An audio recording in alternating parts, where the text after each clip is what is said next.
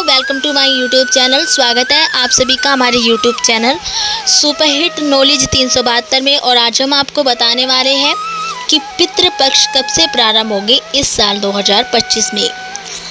जी हाँ दोस्तों, आज हम आपको पितृपक्ष कब से प्रारंभ होंगे और इनका समापन कब होगा इस साल 2025 में ये बताने वाले हैं। और ये भी बताएंगे कि आपको श्राद्ध किस प्रकार करने होते हैं, श्राद्ध की विधि क्या होती है, ये भी हम आपको बताने वाले हैं। हिंदू धर्म में पितृपक्ष का बहुत ही अधिक महत्व होता है और पितृपक्ष को श्राद्ध पक्ष के नाम से भी जाना जाता है।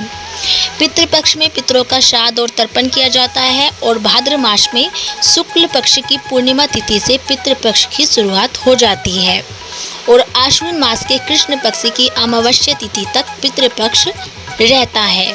धार्मिक मान्यताओं के अनुसार पितरों का ऋण श्राद्ध के जरिए चुकाया जा सकता है और पितृपक्ष में श्राद्ध करने से पितृगण प्रसन्न हो जाते हैं। पितृपक्ष में पूर्वजों की आत्मा की शांति के लिए तर्पण या पिंडदान भी किया जाता है। ऐसे में आइए जानते हैं इस साल 2025 में पितृपक्ष कब से प्रारंभ होगा और इसका समापन कब होगा। इस साल 2025 में 7 सितंबर से पितृपक्ष यानी श्राद्ध पक्ष शुरू हो रहे हैं और 21 सितंबर को श्राद्ध पक्ष का समापन होगा। वहीं आप जान लेते हैं कि आपको किस हिसाब से श्राद्ध करना है। पितृपक्ष में मृत्यु की तिथि के अनुसार श्राद्ध किया जाता है और अगर किसी मृत व्यक्ति की तिथि ज्ञात न हो तो ऐसी स्थिति में अमावस्या तिथि पर श्राद्ध किया जाता है और इस दिन सर्वपितृ श्राद्ध योग माना जाता है। आप जान लेते हैं कि श्राद्ध करने की विधि क्या होती है। किसी सुयोग्य विद्वान ब्राह्मण के जरिए ही श्राद्ध कर्म पिंडदान यानी तर्पण करवाना चाहिए। श्राद्ध कर्म में पूरी श्रद्धा से ब्राह्मणों को दान देना चाहिए और साथ ही यदि किसी गरीब जरूरतमंद की सहायता भी आप कर सकते हैं तो बहुत ही पुण्य मिलता है ऐसा करने से।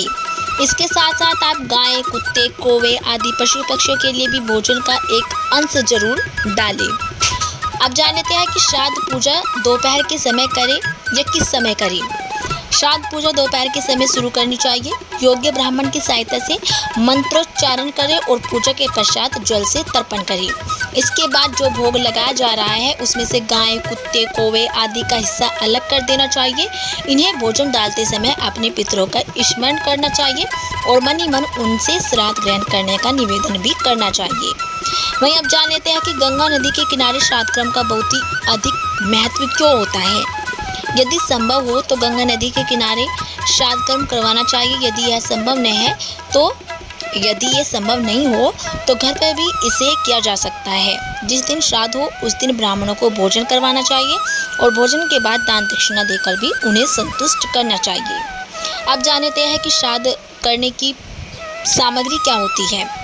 रोली, सिंदूर, छोटी सुपारी, रक्षासूत्र, चावल, जनेऊ, कपूर, हल्दी, देसी घी, माचिस, शहद, काला तिल, तुलसी पत्ता, पान का पत्ता, जौ, हवन सामग्री, गुड़ मिट्टी का दिया, रुई बत्ती, अगरबत्ती, दही, जौ का आटा, गंगा जल, खजूर, केला, सफ़ेद फूल, उड़द, गाय का दूध, घी, खीर, स्वांग के चावल और मूंग, गन्ना, ये सभी श्राद्ध करने की सामग्री होती है। श्राद्ध पूजा की सामग्री होती है। तो दोस्तों, हमने आपको बताया कि पितृपक्ष 7 सितंबर से प्रारंभ हो रहा है। यदि आपको हमारी ये जानकारी अच्छी लगी हो तो प्लीज़ हमारे वीडियो को लाइक करें और चैनल को सब्सक्राइब करना ना भूलें।